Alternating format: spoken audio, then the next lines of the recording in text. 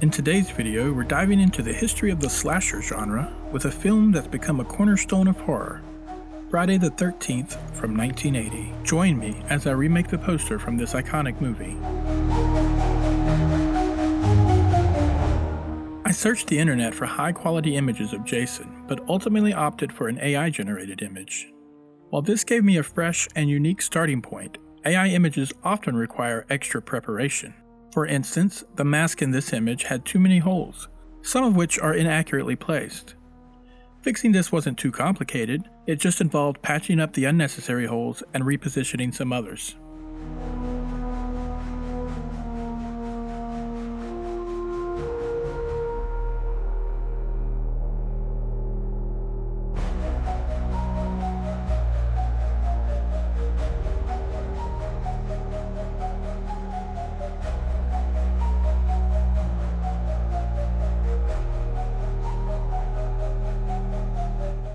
If you haven't guessed yet, I'm planning for Jason's head to emerge dramatically from the water. But first, we need to set the stage. This image of a creepy forest will serve as the perfect backdrop. In order to help frame Jason's head in the composition, I'm going to add a full moon behind him.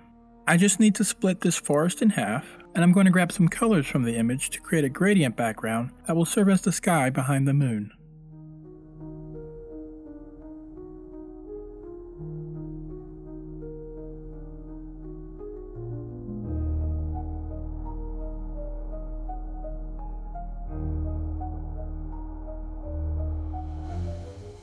The moon is going to be the brightest part of the image, so I'm doing some adjustments to get the hue, saturation, and levels correct.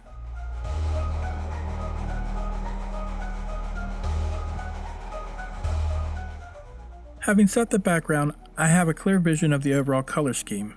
Next, I'll adjust Jason's appearance to ensure it matches.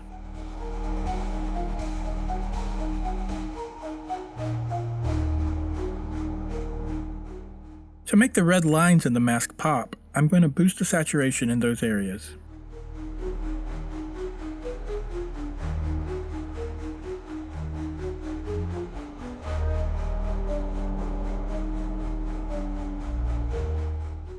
As I mentioned, I want Jason to appear as if he's emerging from the lake.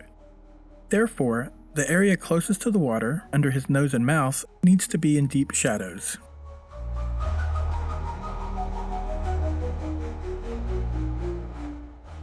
I think the mask could use a bit more color, so I'm going to reintroduce some warmth to it.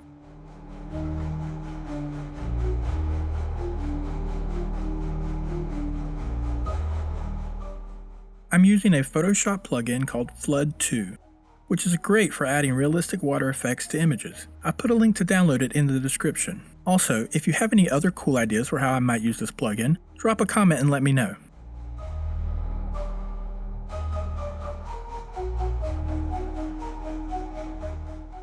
Next, I need to refine the edge where the water meets the mask.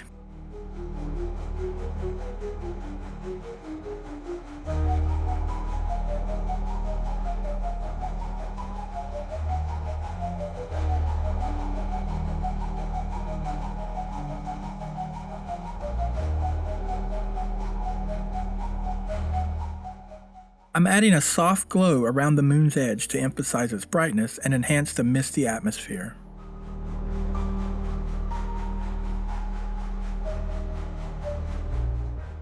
Next, I'll apply the same color corrections to the water that I used on the other parts of the image.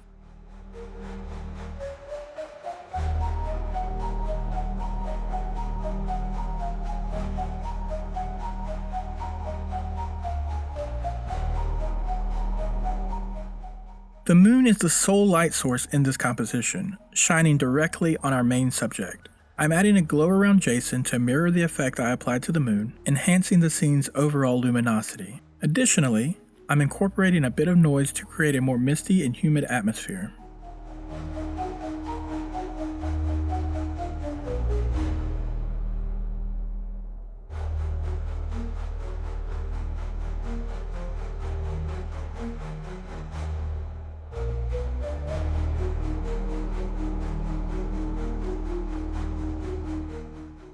Now for the most time-consuming part.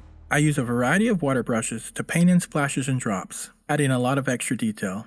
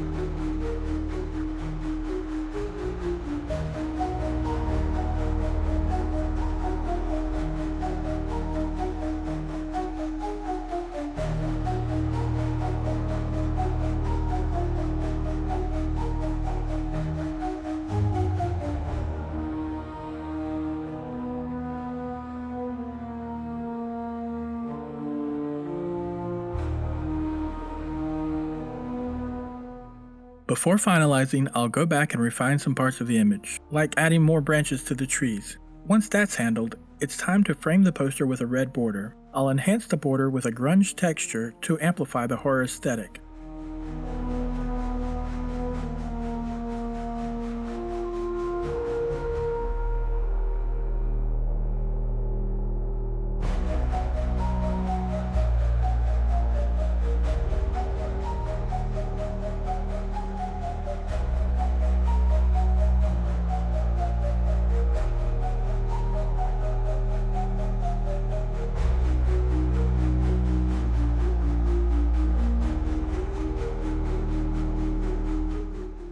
I'll create some space at the bottom of the poster for the film credits, just like they were on the original.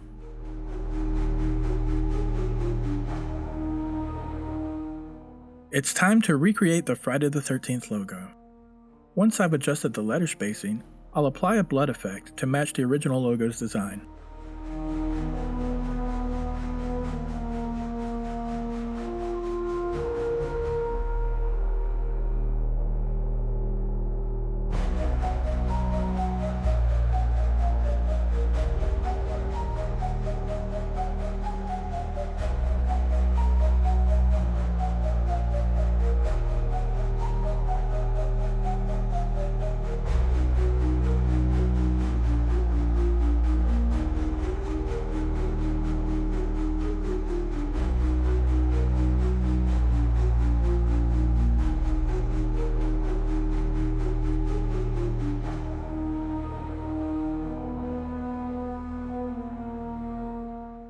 The same grunge texture I applied to the border, I will now apply to the logo.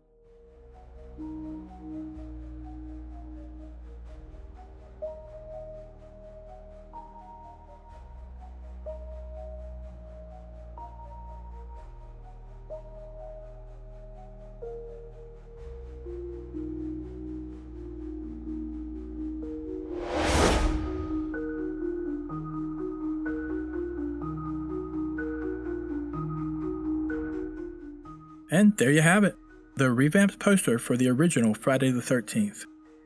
I hope you enjoyed this deep dive into the slasher genre and the process behind redesigning a classic poster. If you did, please give this video a thumbs up and subscribe for more creative transformations. Also, let me know in the comments what other iconic movie posters you'd like to see me reimagine. Thanks for watching, and I'll see you next time.